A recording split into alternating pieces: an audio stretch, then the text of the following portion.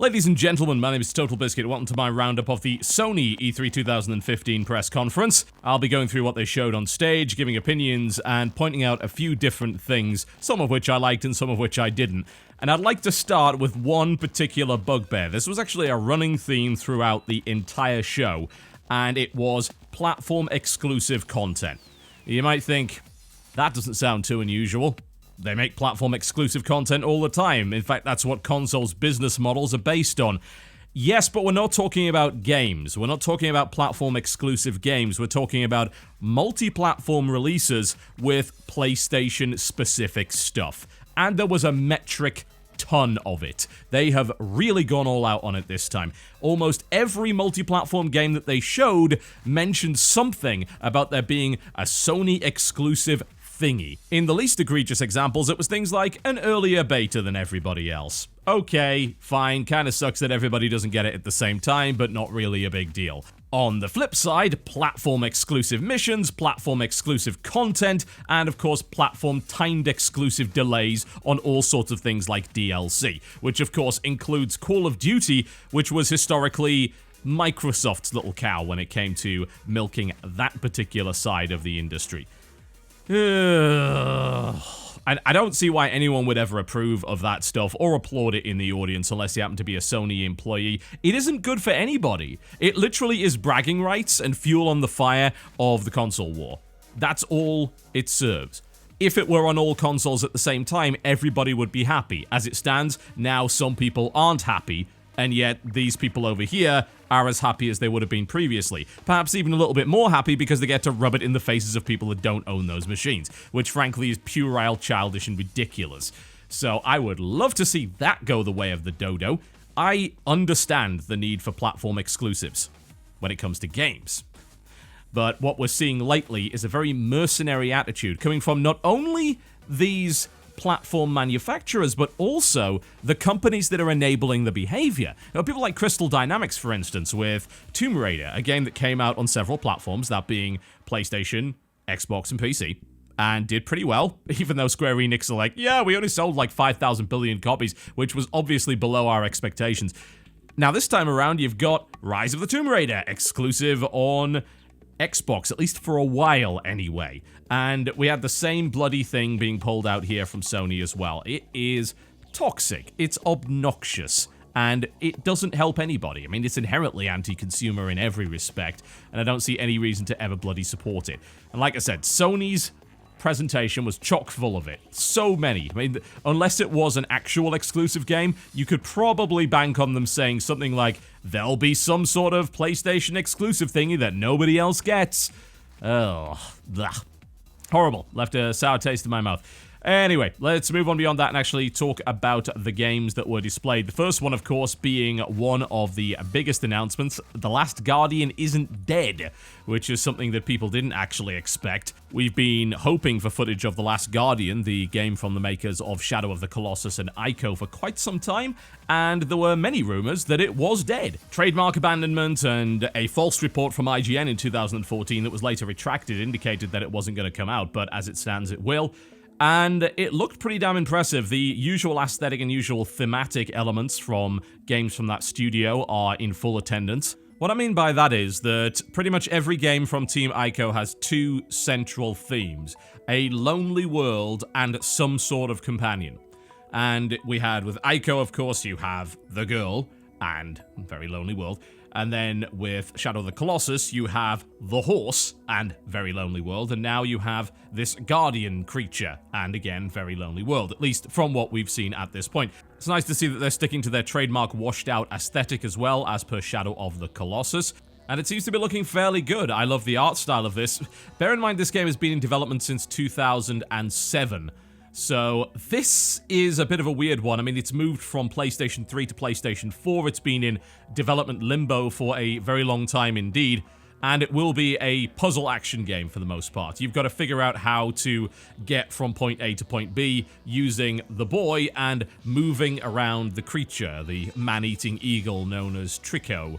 And you can do that in a number of different ways, like moving it around with food or calling it to go to different places and all that kind of thing. It looks really interesting. It's not my sort of game, but it really does look quite good indeed, and I'm glad to see that it's back. The next game that was shown on the stage was a piece of new IP by Guerrilla Games. Guerrilla Games, as you're probably aware, are responsible for the Killzone series. Indeed, they did that and Shell Shock Nam. Those are the only games that they've made. They're making a game called Horizons, and it looks to be an open-world, post-apocalyptic sort of thing involving hunting and combat and so on and so forth. You play a tribeswoman that has a bow, which can shoot a variety of different technologically enhanced arrows. And the theme seems to be man and nature versus technology and all that kind of thing. I'm definitely going to have to see a little bit more of this before I really make a judgment on it. It looks good from an aesthetic standpoint. As much as the robo-dinos are a little bit ridiculous, from a rule of cool standpoint, I will find that acceptable. You know, they do look really, really good, and fighting these creatures does seem to be relatively interesting, having to utilize different types of ammunition, tactics, and also target weak points. I can certainly dig that. The question is, what else do you end up doing in Horizon Zero Dawn? It reminds me quite a bit of the Tomb Raider reboot, honestly, so we'll see what else they come up with. There's things like crafting, like Tomb Raider, hunting, like Tomb Raider, open world bow action, like Tomb Raider, and so on and so forth. Not that that's a sin, I'm not criticizing it on that basis, I just want to see if it does anything different or what we're just looking at as an open world action game, which is fine in and of itself, that's okay, but I would like to see more. I do like the visuals, they are rather striking.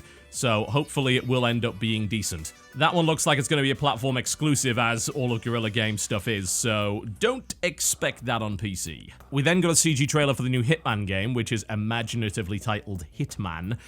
Doesn't really tell us a great deal, I'm afraid. No gameplay footage on display there. The game did have a pre-alpha hands-off demonstration available at E3, however, and what I gathered from watching some of that is the levels look a great deal more like Blood Money than they do like Absolution.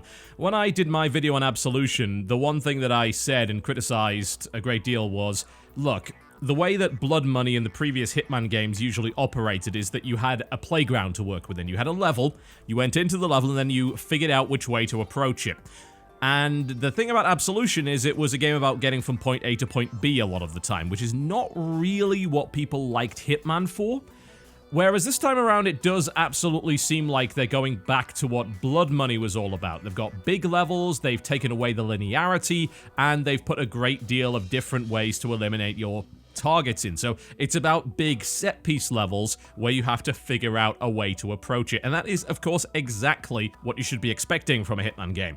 Also, they're not going to have a season pass. All DLC will be free for this game, which makes me wonder just how much DLC there actually will be for it. Who knows?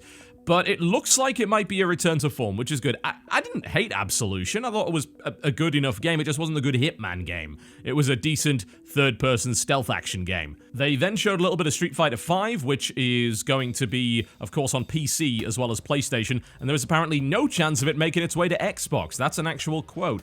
So, sorry, those of you on Xbox, you will not be able to play this one. It looks like a lot of funding was given by Sony for this game, and there were rumors before Street Fighter V was announced that there was no way that Capcom could actually afford to make it, which is why they kept churning out iterations of Street Fighter IV.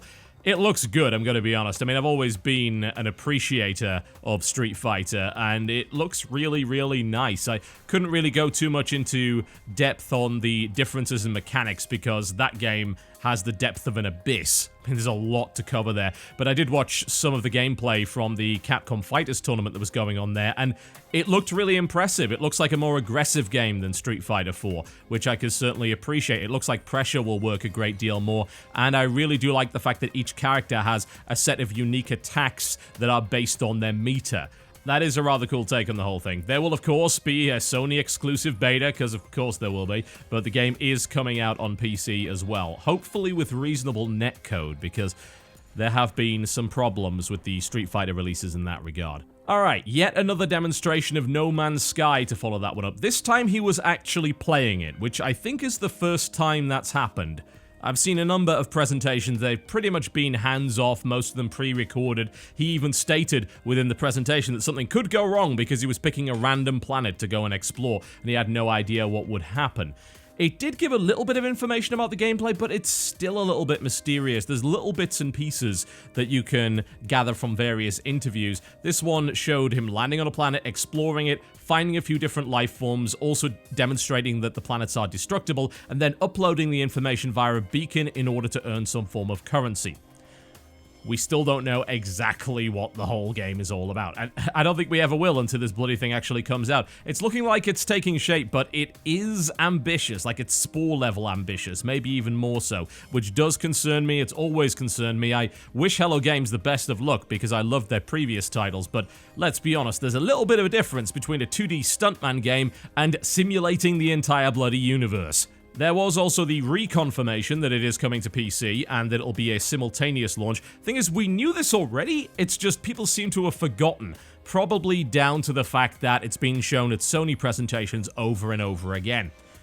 After that, we got Media Molecule. They were showing something called Dreams, and I don't know what it is. Like, I really don't know what it is. It looked interesting and creative. It gave you the ability to create some very sort of impressionist models and move them around, and they're claiming you can create worlds and games within worlds, but God knows how. It was much more abstract than something like Little Big Planet. I'm interested to see it, don't get me wrong. I mean, it looks gorgeous.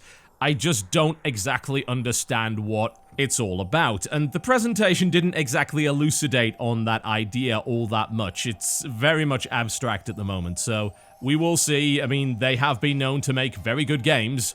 I just don't know how the hell this one's gonna play. Alright, they moved on to Firewatch from Camposanto, which demonstrated a little bit more exploration gameplay. Not a huge amount that we haven't actually seen before. The aesthetic looks great. It looks like it may have some kind of choice consequence system, similar to something like Life is Strange. And there's a mystery going on. We don't know what the mystery is. You've got to explore and find out. We don't know if it's got any game mechanics outside of pick up and use, because we haven't seen that yet. But it certainly seems interesting. I mean, I'm intrigued by it. It seems like a thriller of some description. And as I said, it's pretty. Alright, moved on to Destiny. I don't care. I don't. I mean, it's not out on PC. It's a shooter. The DLC model, if you can call it that, is probably the most expensive I've seen outside of Train Simulator. They're releasing these expansion packs, which don't really add a great deal of gameplay, but have a huge price tag on them, particularly in the UK. If I were to speculate as to why that is, other than the idea that they would like money, it could come down to the fact that Destiny was originally supposed to be a subscription game, and they scrapped that because they thought it wouldn't work. So what they've done instead is substitute that with regular content expansions, which cost quite a lot of money. I mean, these are $20 expansion packs for the most part, and they don't actually include that much content, so that's not ideal. Also, why the hell is anyone in the far future using a bow and arrow? I don't care if it's an energy bow, it's a bloody bow! You have laser rifles and plasma incinerators and God knows what else, and you're using a bloody bow? Style over substance, I suppose. Anyway, whatever. It's Destiny. I will play it if it comes to PC, and if it doesn't, well, I'm not going to lose any sleep over it. Moving on to Assassin's Creed Syndicate. Showed very little gameplay. I do like the setting a great deal. I've said for a long time, Victorian London, ideal setting for Assassin's Creed. Looks like it will be here. They also showed that there were 2 playable characters, male character, female character, which is great. Probably an answer to some of the criticism that's been levied at that particular company for not having a playable female character, unless, of course, you count the PlayStation Vita and PC game Liberation. From what I've seen of the game, it looks pretty damn similar to Unity, honestly. It's another Assassin's Creed game. Ugh. Let's see some changes to the way that things work. That would be nice. I think this series has been run into the ground at this point, and no amount of new set pieces are going to save it. Going to need to see some advancement in mechanical depth rather than a bunch of new side activities. There are a couple of noteworthy things. They're not including a companion app this time around, which I think is good. I mean, the companion app was somewhat gimmicky to say the least. And there won't be any multiplayer, which, again, is probably good. I did like the multiplayer for things like Revolutions and Assassin's Creed 3 and 4. The main problem is that they didn't really advance the multiplayer all that much. It was a good formula, but they didn't seem to have anywhere to go with it from game to game. And also no co-op either.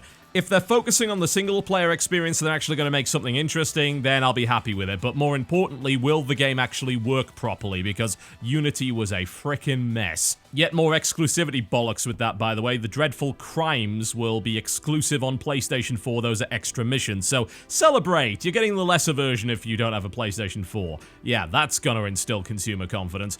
Anyway, moving on to Final Fantasy, the first thing we saw was World of Final Fantasy, which is a super cutesy chibi thingy.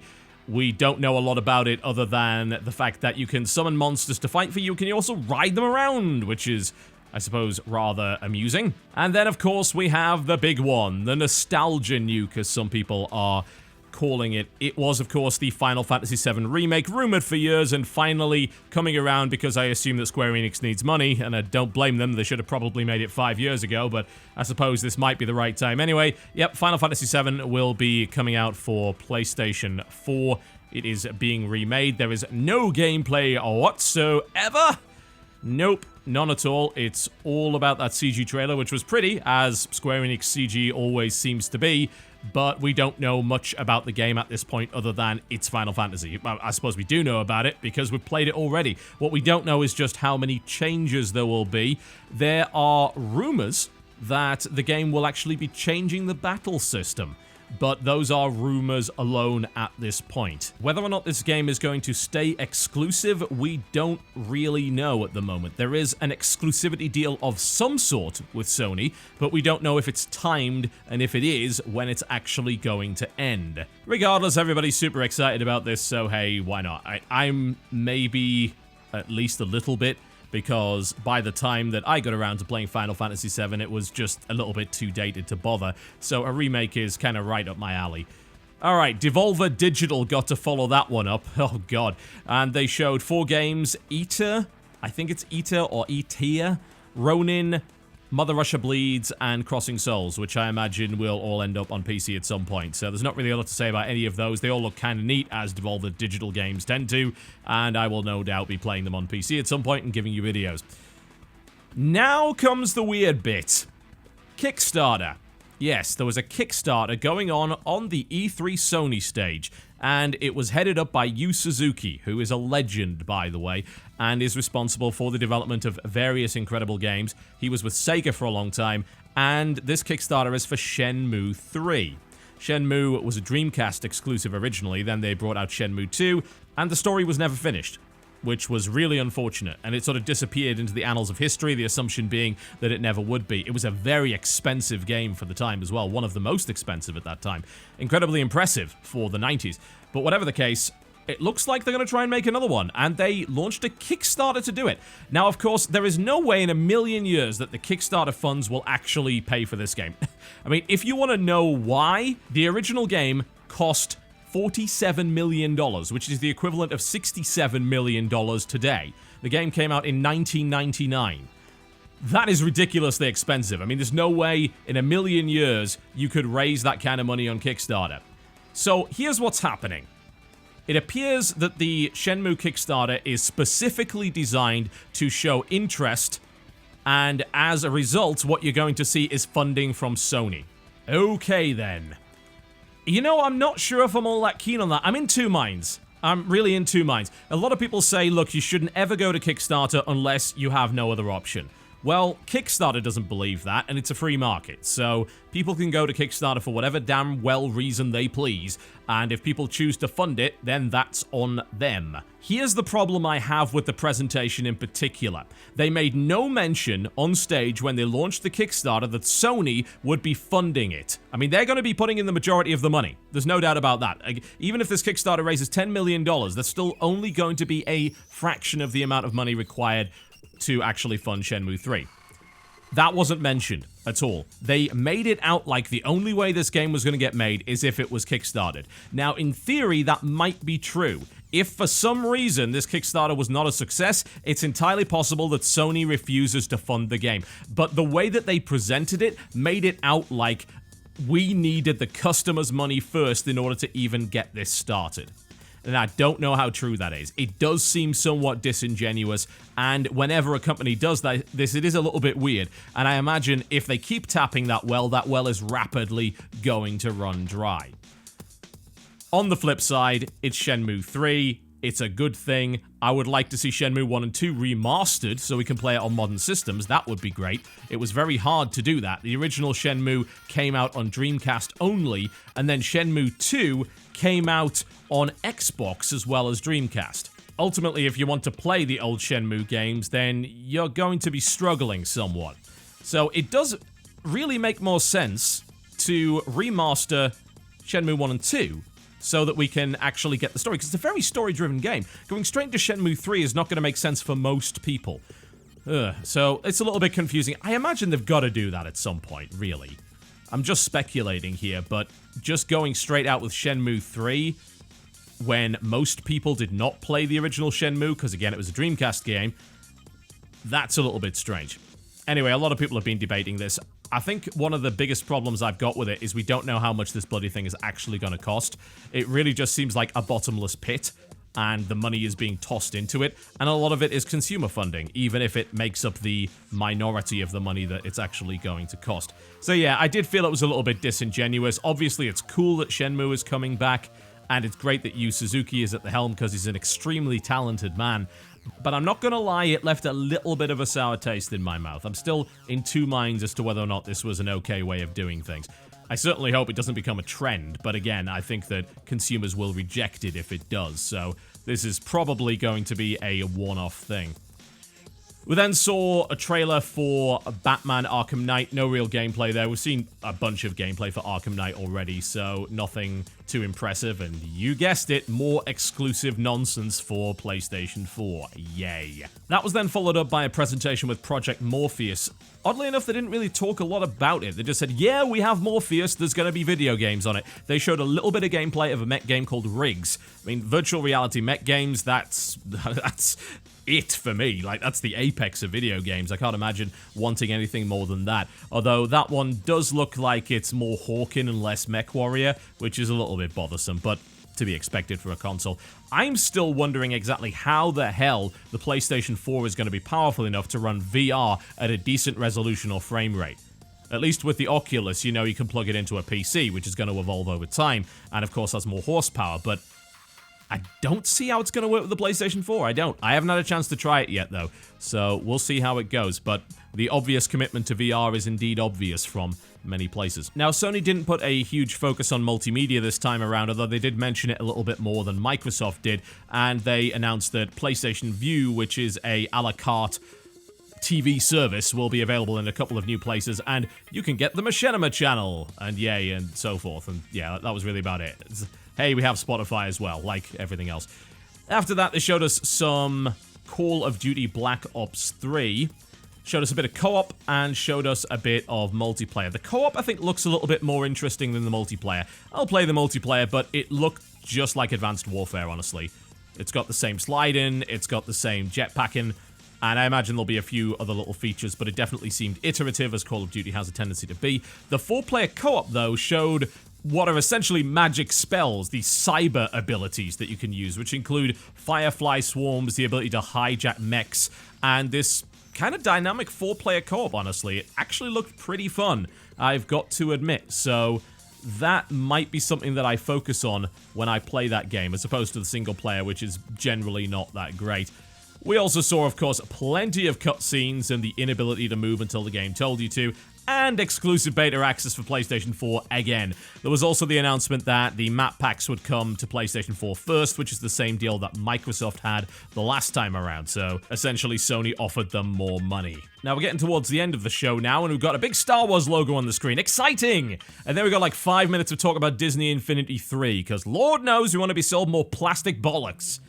Oh my, yeah, I have nothing to say about that thing. And it was laden with exclusive. Comes first to PlayStation 4. Exclusive. You're getting the idea. I'm hammering the same point, but it was just obnoxious. It really was.